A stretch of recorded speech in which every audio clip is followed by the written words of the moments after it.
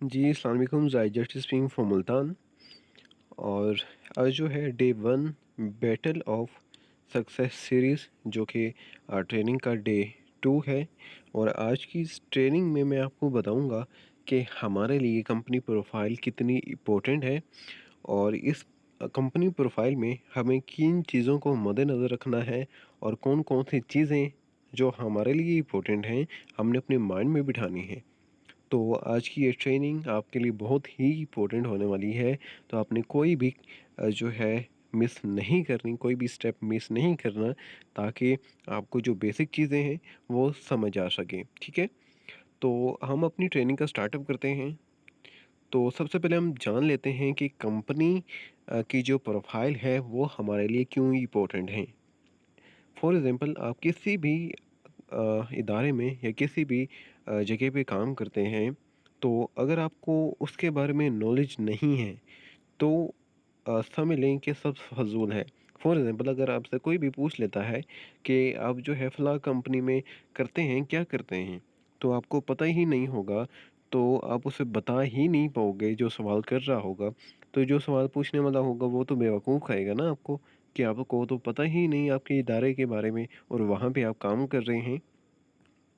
तो same is it, यहाँ पे भी ऐसा ही होता है। कम से कम आपको अपने इदारे की प्रोफ़ाइल के बारे में पता हो। जब आपको अपनी कंपनी के बारे में पता होगा, तभी आप जो है आगे अपनी कंपनी के बारे में बता पाओगे। बेसिकली डायरेक्ट सेल एक ऐसी इंडस्ट्री है जिसके जॉइन करने के बाद ये प्रॉपरली जो है आपका बिज़नेस बन जाता है। यानी कि अगर आपने कंपनी जॉइन कर ली है, तो समझ लें कंपनी आपकी है और आपने इस कंपनी को खुद ही रिप्रेज़ेंट करना है। तो इसके लिए ये बहुत ज़रूरी है कि कंपनी के हवाले से जितनी भी इन्फॉर्मेशंस होती हैं, वो मैं बताऊँगा कौन-कौन सी होती हैं और आपके लिए बहुत इम्पोर्टेंट हैं। और आपको ये सब जानना है और क्यों जानना है, जब मैं आपको बताऊँगा ये सारी चीज़ें क्लियर हो जाएँगी। तो सबसे पहले जो हमारे पास कुछ चीज़ें हैं जो कि अपनी माइंड में रखनी है। अगर आप किसी भी कंपनी में, किसी भी डायरेक्ट सेल कंपनी में जॉइन हैं, ठीक है? वहाँ पे काम कर रहे हैं, तो ये चंद बातें हैं जो कि अपने माइंड में बिठानी हैं। सबसे पहले आपको अपनी प्रोडक्ट के बारे में नॉलेज होना चाहिए। जिस मर्ज़ी आप कंपनी में काम करते हैं, तो सबसे पहले आपको कंपनी के प्रोडक्ट के बारे में पता हो कि हमारी प्रोडक्ट कैसी हैं, इसके बेनिफिट क्या हैं और इसको यूज़ किस तरह किया जाता है और इसकी मार्केट में डिमांड है या नहीं और इसका यूज़ कितना है, ठीक है? और इसके बेनिफिट्स कितने हैं, यूज़ेबल है या नहीं है, या फिर हमारे जितने भी कंज़्यूमर हैं, उनका इंटरेस्ट है या नहीं है, ठीक है? वो हमारी प्रोडक्ट को पसंद करते हैं या नहीं करते। ये बहुत मैटर करती हैं चीज़ें। तो सेकंड नंबर पे हमारे पास है प्लान्स। आपको कंपनी के टोटल प्लान्स के बारे में पता हो, हमारी कंपनी के कौन-कौन से प्लान्स हैं, ठीक है? और कौन-कौन से प्लान्स के क्या-क्या बेनिफिट्स हैं, आपको इसके बारे में भी पता होना चाहिए। थर्ड नंबर पे हमारे पास है रैंक रिवार्ड्स। आपको अपनी कंपनी के बारे में, जो आपकी कंपनी है, ठीक है, जो आपको रैंक रिवार्ड्स दे रही है, आपको इसके बारे में नॉलेज हो कि ये कंपनी किस बेस पे और कौन-कौन से और कैसे किस क्राइटेरिया पे जो है रैंक रिवार्ड्स आपको प्रोवाइड कर रही है। फोर्थ नंबर पे हमारे पास है ट्रेनिंग शेड्यूल। आपको अपनी कंपनी के बारे में ट्रेनिंग शेड्यूल पता हो कि हमारी कंपनी का सेमिनार, वेबिनार, कोई भी ट्रेनिंग स्किल बेस या प्रेजेंटेशन कौन-कौन से टाइम्स होती है और कौन-कौन से होस्ट होते हैं उसमें और कौन से को-होस्ट होते हैं। ठीक है? तो ये 4 बेसिक चीज़ें हैं जिनके बारे में आपको पता होना ज़रूरी है। अगर ये चीज़ें आप अपने माइंड में बिठा लेते हैं, तो नेक्स्ट पर्सन पे जब आप प्रोस्पेक्टिंग के लिए जाते हैं, तो आपके जो प्रोस्पेक्ट है उस पे बहुत ही जो है इफ़ेक्ट करती हैं ये चीज़ें, अच्छा इंप्रेशन डाल। तो सबसे पहले अपने product knowledge, plan, rank rewards और ट्रेनिंग शेड्यूल के बारे में अच्छे से लर्न कर लेना है और अपने माइंड में ये चीज़ें बिठा लेनी हैं। इसके बाद हम थोड़ा-सा आगे चलते हैं। अब यहाँ पे हमारे पास अगला पॉइंट है कंपनी पर्पस। ठीक है? कंपनी का पर्पस है क्या? सबसे पहले हम जो पर्पस है इसकी डिफ़ाइन देख लेते हैं कि पर्पस की डिफ़ाइन है क्या? कि अब आम लफ्ज़ों में अगर मैं आपको वैसे समझाऊँ कि वजह जिसकी वजह से कुछ किया जाता है, यानी कि कोई वजह हो सकती है जिसकी बेस पे कुछ किया जाता है, या तख्लीक किया जाता है या जिसके लिए कुछ मौजूद हो। यानी कि मकसद एक ऐसी शय है जिसके लिए कुछ पाने के लिए कुछ किया जाता है, ठीक है? कोई वजह हो सकती है, ठीक है? कोई वजह है जिसके लिए कुछ पाने के लिए कुछ किया जाए, ठीक है? पर्पज़ की डिफ़ाइन थोड़ा डिफ़िकल्ट है, तो आपको सुनने में भी अजीब लग रहा हो, तो आपके लिए यही जानना ज़रूरी है कि कंपनी का पर्पज़ है क्या? कंपनी का मकसद है क्या? किस मकसद के तहत जो है कंपनी मार्केट में उतरी है। तो जो पर्पज़ है वो बहुत ज़्यादा मैटर करता है। अगर आपकी कंपनी का पर्पज़ अच्छा है, ठीक है? अच्छे मकासद के तहत मार्केट में उतरी है, तो आपके लिए जो है बहुत अच्छी बात होने वाली है और आप यहाँ से बहुत जल्द ग्रो आउट करने वाले हैं, ठीक है? क्योंकि अगर कंपनी का मकसद अच्छा है, कंपनी का मकसद जो है पैसा इकट्ठा करना नहीं है, सेल्स जो है जनरेट करना नहीं है, बल्कि पाकिस्तान में जो है ज़्यादा से ज़्यादा अपॉर्चुनिटीज़ प्रोवाइड करना है, लोगों को रोज़गार प्रोवाइड करना है और लोगों को जो है सेहत प्रोवाइड करनी है और इसके अलावा सेहत पे काम करना है, ठीक है? लोगों को फैसिलिटीज़ प्रोवाइड करनी है। तो आप यूँ कह सकते हैं कि कंपनी के पर्पज़ जो हैं अच्छे हैं। तो अगर कंपनी का पर्पज़ अच्छा है, ठीक है? तो आप यूँ कह सकते हैं आप यहाँ पे बहुत जल्दी ग्रो करने वाले हैं इस कंपनी में। अब मकसद को मज़ीद समझने के लिए मकसद की इम्पोर्टेंस में जाएँ कि इसकी इम्पोर्टेंस क्यों ज़रूरी है? मकसद जो है क्यों ज़रूरी है? ठीक है?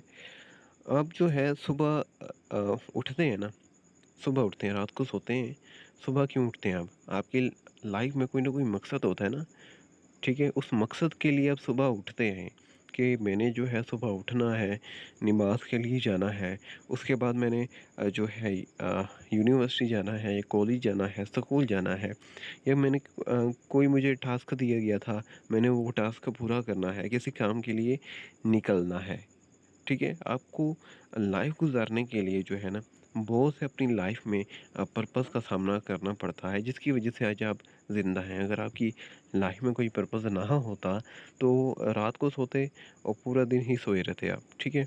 तो पूरी लाइफ़ ही आपकी सोते हुए गुज़र जाती, खाते हुए गुज़र जाती है आपकी लाइफ़ में कोई पर्पस ना होता, ठीक है? आपकी लाइफ़ में बहुत से पर्पस हो सकते हैं, जिसकी वज़ह से आप आज ज़िंदा हैं और स्ट्रगल जो है कर रहे हैं। तो सेम इसी तरह कंपनी के भी कुछ पर्पस होने चाहिए जिसके बारे में आपको नॉलेज हो। तो ये चीज़ें आपने माइंड में रखनी है, कंपनी का एक अच्छा पर्पस हो और आप कंपनी का अच्छा जो पर्पस है वो अच्छे से जान लें। तो थोड़ा-सा आगे चलते हैं, कंपनी का ओवरव्यू के हवाले से अगर बात करते हैं, तो आपको थोड़ी ना इन्फॉर्मेशन होनी चाहिए, थोड़ी कलेक्शन होनी चाहिए आपके पास कि हमारी कंपनी में रिसेंटली ग्रोथ कितनी हुई, रिसेंटली प्रॉफिट कितना हुआ, रिसेंटली सेल्स कितनी हुई, कौन-सी हॉट सेल थी और कौन-सी जो है ट्रेंडिंग सेल थी, ठीक है? और कौन-सी जो है अचीवमेंट थी। ये 4 पॉइंट हैं जिसके बारे में आपके पास एक अच्छा डाटा कलेक्शन होना चाहिए, ठीक है? क्योंकि जब आप किसी भी प्रोस्पेक्ट के पास जाते हैं, अगर आपके पास ये अच्छा है, ठीक है? तो वो आपको कंपनी के रिज़ल्ट्स को देख के जो है ना बहुत इफ़ेक्ट करती हैं ये चीज़ें और वहाँ पे बहुत ज़्यादा चांसेस होते हैं कि पर्सन जो है वो सिंसियर होके आपके साथ रेडी हो जाए जॉइन करने के लिए, ठीक है? अगर वो अच्छी ग्रोथ देख रहा है आपकी कंपनी में, अच्छी सेल्स देख रहा है आपकी कंपनी में और अच्छा प्रॉफिट देख रहा है आपकी कंपनी में, अच्छी अचीवमेंट देख रहा है, तो मेरा नहीं ख्याल कि वो नेक्स्ट पर्सन आपकी कंपनी को या आपके प्लान को रिजेक्ट कर सकता है, ठीक है?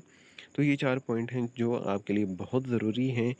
इसका जो डाटा है वो आप अपने पास जमा करके रख लें और हर 6 मंथ की जो है आप अपनी रिपोर्ट तैयार करें ताकि जो आपकी प्रोस्पेक्ट हैं उनको डील करने में, उनको अट्रैक्ट करने में आसानी हो। उसके बाद जो है हमारे पास अगला पॉइंट है विज़न और मिशन, ठीक है?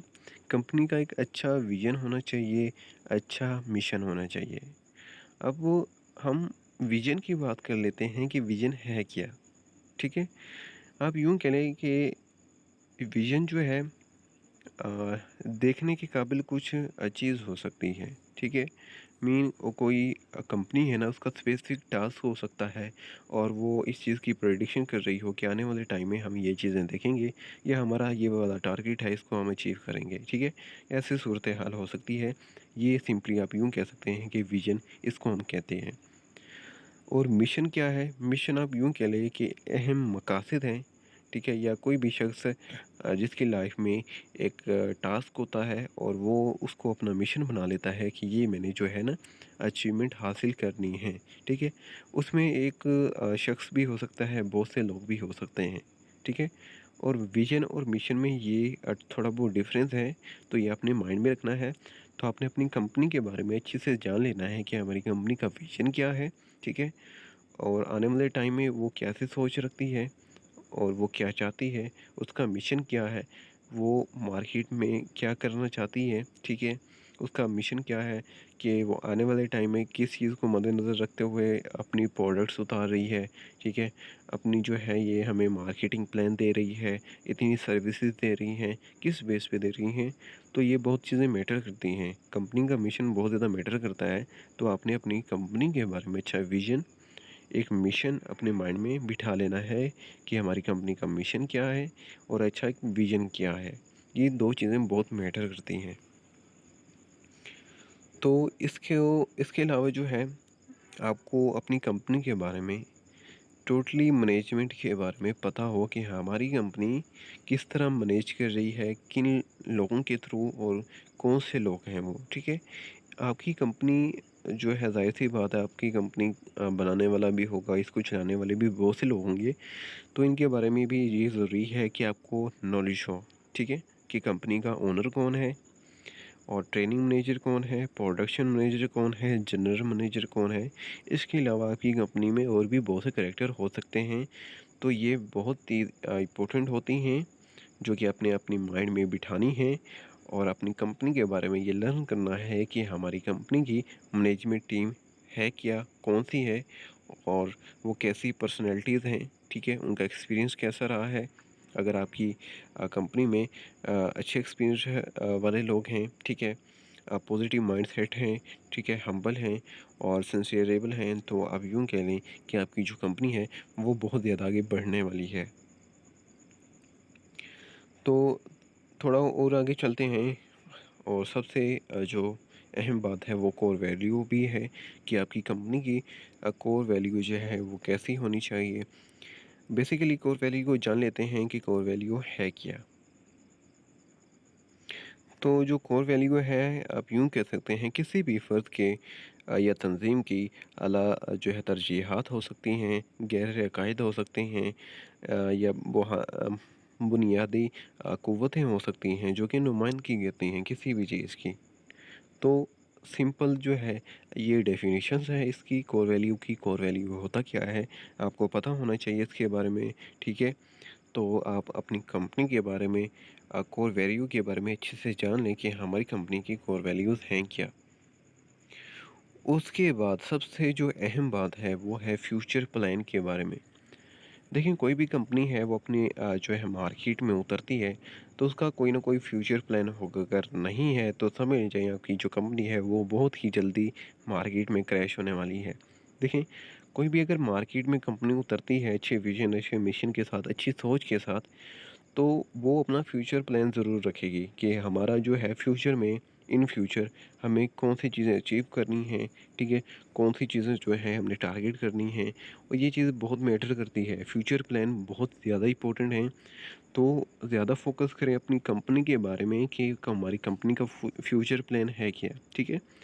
तो फ्यूचर प्लान जो है आप यूँ कह सकते हैं कि फ्यूचर प्लान में तब्दीलियाँ भी आ सकती हैं और आती रहती हैं फ्यूचर प्लान में, क्योंकि टाइम के साथ-साथ हर चीज़ डेवलप होती है।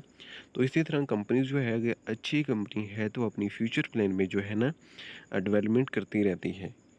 तो अगर आपकी कंपनी का फ्यूचर प्लान बहुत अच्छा है, उसके आपके स्पेसिफिक टारगेट्स हैं, कुछ एम्स हैं, कुछ गोल्स हैं और वो मार्केट में कुछ अपना मेयार कायम करना चाहती है, अपनी प्रोडक्ट का जो है नाम बनाना चाहती है या फिर लोगों को कुछ देना चाहती है, ठीक है? और भी पर्पज़ हो सकते हैं और भी जो है ना विज़न मिशंस हो सकते हैं। इसके अलावा और भी बहुत सी चीज़ें हो सकती हैं जो कि फ्यूचर प्लान्स में आती हैं।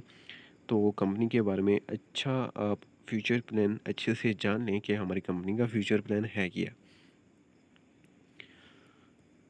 तो कोर वैल्यू ऑलरेडी मैं बता चुका हूँ, उसके अलावा आपको लीगल स्टेटस के बारे में भी पता होना चाहिए कि हमारी कंपनी का लीगल स्टेटस है क्या, ठीक है?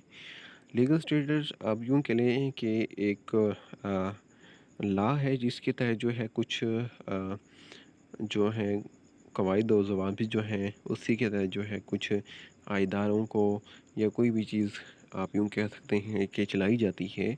तो हर मुल्क के अपने-अपने जो हैं कुछ रूल्स एंड रेगुलेशंस होते हैं, कुछ रिक्वायरमेंट्स होती हैं, कुछ लॉज़ होते हैं।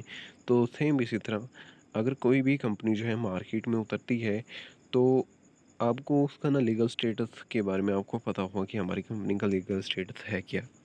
तो सबसे पहले मैं जो है आपकी जो कंपनी है वो FBR federal board of revenue जो कि एक पाकिस्तान का सरकारी इदारा है, जो कि पाकिस्तान में आप यूँ कह लें कि जितनी भी कंपनीज हैं प्राइवेट या जो है नॉन प्राइवेट हैं, वो अपना सालाना जो है या फिर मंथली बेस पे अपना जो टैक्स है वो अदा करती हैं, ठीक है। तो वो जो टैक्स अदा करती हैं वो एफ बी सॉरी जो एफबीआर वाले हैं वो कलेक्ट करते हैं। तो आपको ये इसके बारे में नॉलेज हो कि एफबीआर जो है ये है क्या, और हमारी कंपनी एफबीआर से अप्रूव्ड है या नहीं, कि हमारी जो कंपनी है वो एफबीआर को अपना टैक्स जो है वो पे कर रही है या नहीं। उसके बाद एससीसीपी आ जाती है जो कि security exchange of commissions of Pakistan की एक फाइनेंशियल जो है रेगुलेटरी एजेंसी है पाकिस्तान में, ठीक है। और यहाँ पे भी हमारे ऑनलाइन जितने भी बिजनेस होते हैं, ठीक है, इकोनॉमिकल, वो यहाँ पे एससीसीपी में भी रजिस्टर होते हैं। तो आपको इसके बारे में भी नॉलेज हो कि हमारी कंपनी फुली तौर पे एससीसीपी से रजिस्टर है या नहीं। और जो जितनी भी ड्रग सेल कंपनीज होती हैं प्रोडक्ट स्पेस, उसके लिए आपके पास जो है उनका सर्टिफिकेट भी उनके बारे में जान लें कि हमारी जो कंपनी है ड्रग सेल वो बाकायदा हेल्थ केयर के लिहाज से सर्टिफिकेट किया है या नहीं, ठीक है, जितनी भी प्रोडक्ट बेस होती हैं। और हमारी जो कंपनी है उसका अपना प्रोडक्ट है, ठीक है, उसकी अपनी प्रोडक्ट पे अपना लेबल है या नहीं, या फिर वो कंपनी जो है किसी और की प्रोडक्ट सेल कर रही है। हो सकता है वो अब किसी और की प्रोडक्ट जो है वो सेल कर रही हो और उसमें जो है पार्टनरशिप हो, लेकिन ये बहुत ज़्यादा इम्पोर्टेंट है कि कंपनी की एक यूनिक और अच्छी प्रोडक्ट हो जो कि मार्केट में जो है उसकी वैल्यू हो।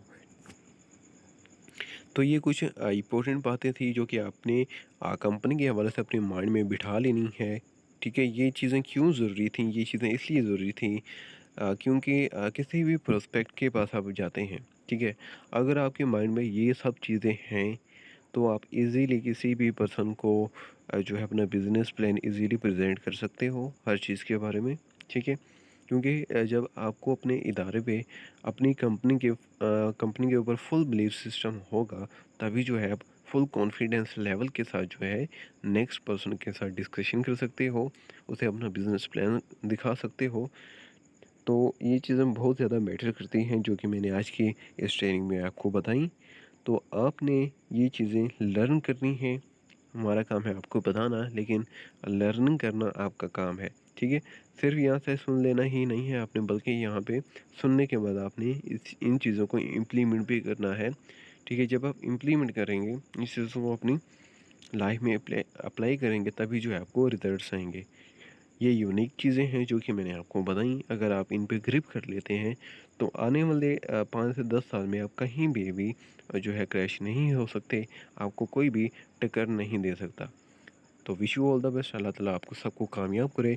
आई श्योर आपके लिए ये ट्रेनिंग बहुत ही जो हेल्पफुल रही होगी। तो काइंडली अगर आपको ये आज ट्रेनिंग जो सेशंस है वो आपको पसंद आया है, ठीक है, आपके लिए इन्फॉर्मेटिव लगा, अगर आपको लगता है तो कमेंट बॉक्स में आपने जो है काइंडली जो है कमेंट लाजमी करना है कि ये ट्रेनिंग वीडियो आपके लिए कैसी रही।